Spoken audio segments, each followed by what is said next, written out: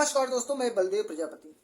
25 दिसंबर का दिन एक ऐसा दिन है जिस दिन पर 3 बड़े काम हुए पूरे भारत में। पहला जो काम है, 25 दिसंबर को क्रिसमस डे मनाया जाता है और मनाया जा रहा है। और दूसरी सबसे बड़ी बात, देश आजाद होने से पहले भीमराव अंबेडकर जी ने जो संविधान भी उस समय नहीं लिखे थे, उस समय मनुस्मृति दहन किए थे। यानी कि 25 दिसंबर को मनुस्मृति दहन दिवस मनाया जाता है, जो कि देश के कोने कोने में मनाया भी गया। वहीं पे मैं बात कर ले रहा हूं उत्तर प्रदेश के लखनऊ में देश के प्रधानमंत्री नरेंद्र मोदी, योगी आदित्यनाथ समेत दर्जनों बड़े नेता लखनऊ में राष्ट्रीय प्रेरणा स्थल यानी कि एक पार्क का उद्घाटन करते हैं। और वो पार्क तकरीबन 252 करोड़ की लागत से बना है। 252 करोड़ की लागत से बना है।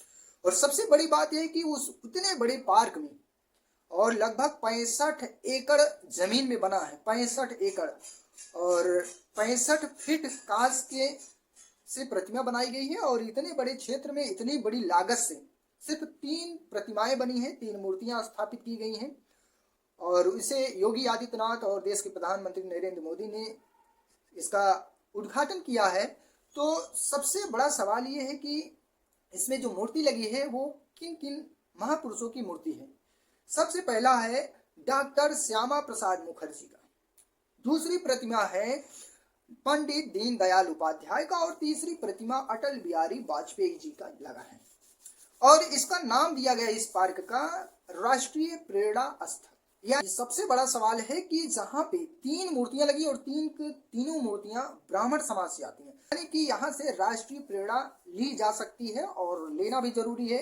क्योंकि इसमें जो मूर्ति लगी है उस पर मैं विस्तार रूप से बात करने जा रहा हूं, क्योंकि राष्ट्र के लिए यही 3 लोग काम किए थे। इस पार्क में सरदार वल्लभ भाई पटेल को जगह नहीं मिली। क्या उनके लिए जगह नहीं थी क्या?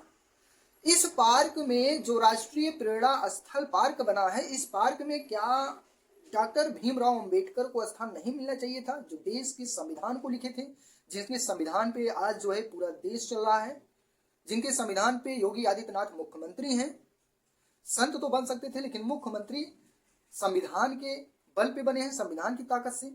देश के प्रधानमंत्री जो अपने आप को ओबीसी और पिछड़े के बेटे बताए जाते हैं, गरीब के बेटे कहते हैं अपने आप को कि मैं पिछड़ा का बेटा हूँ, गरीब का बेटा हूँ, चाय बेचने वाले के बेटा हूँ। हाँ, बिजनेसमैन बन सकते थे, लेकिन देश के प्रधानमंत्री बनने के लिए संविधान की बहुत बड़ी योग्यता है नरेंद्र मोदी की। क्या भीमराव अंबेडकर को इस पार्क में जगह नहीं मिलनी थी? इस पार्क में जगदेव बाबू को स्थान नहीं मिलना था, उनकी भी मूर्ति लग सकती थी। तो ये सबसे बड़ा सवाल है कि जहां पे 3 मूर्तियां लगी और तीनों मूर्तियां ब्राह्मण समाज से आती हैं। और सबसे बड़ी बात, सबसे खास बात यह है इन तीनों की कि ये तीनों महापुरुष जो है कभी सामाजिक न्याय की लड़ाइयां लड़ी ही नहीं, कभी सामाजिक न्याय की लड़ाई नहीं लड़ी।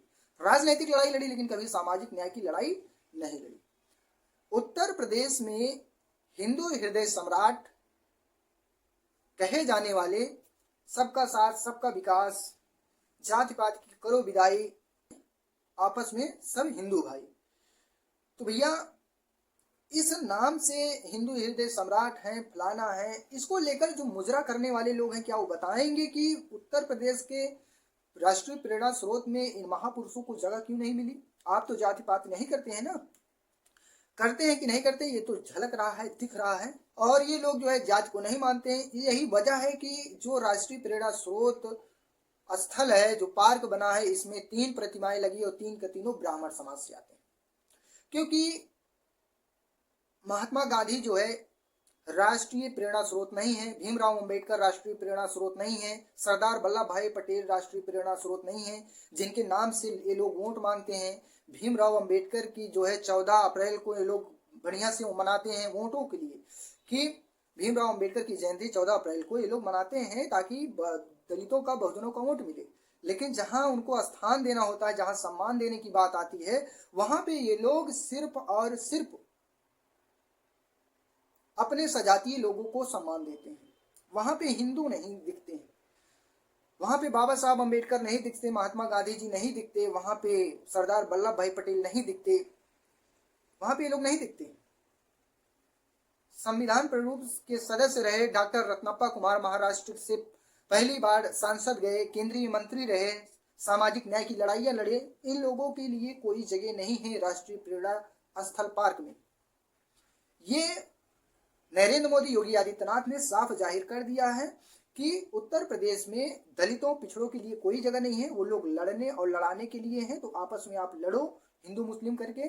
बाकी नए नए भाव्य ऐसे उद्घाटन होते रहेंगे, उसमें सिर्फ कुछ गिनी चुनी सवर्ण जातियों को स्थान और सम्मान मिलेगा। बहुजनों को कुछ नहीं मिलने वाला है, दलित पिछड़ों को कुछ नहीं मिलने वाला है, सरदार हो या पटेल हो या कोई भी हो, इन लोगों को कुछ नहीं मिलने वाला है। कर्पूरी ठाकुर हो, जगदेव बाबू हो, इन लोगों के समाज के लोगों को कुछ नहीं मिलने वाला है, जिन लोगों ने सामाजिक न्याय की लड़ाइयां लड़ी, राष्ट्र के लिए बहुत कुछ योगदान दिए। तो ये जो है सोचने वाली बात है, विचार करने वाली बात है, बहुत बड़ी खबर है। इसको आप लोग ज़्यादा से ज़्यादा शेयर कीजिए और चैनल को सब्सक्राइब करके सपोर्ट जरूर कीजिएगा। धन्यवाद।